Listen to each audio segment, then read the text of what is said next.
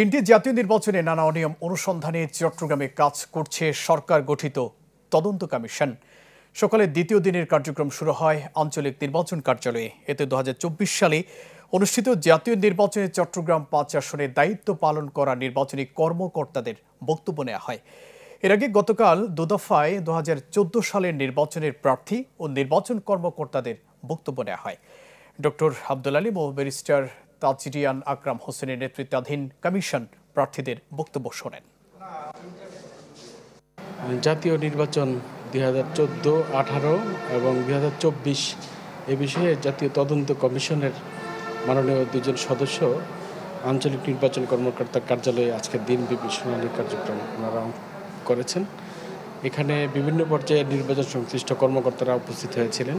নির্বাচনের কথা জিজ্ঞাসা করছে যে ওই জায়গাটাতে এত যে অনিয়ম হইল আপনি কি করলেন। কাগজ দিয়ে দেখাইলাম যে চট্টগ্রাম 10-এ এই কেন্দ্রটা আমি বাতিল করে দিয়েছিলাম তাৎক্ষণিকভাবে, এবং এটা তারা দেখেছেন।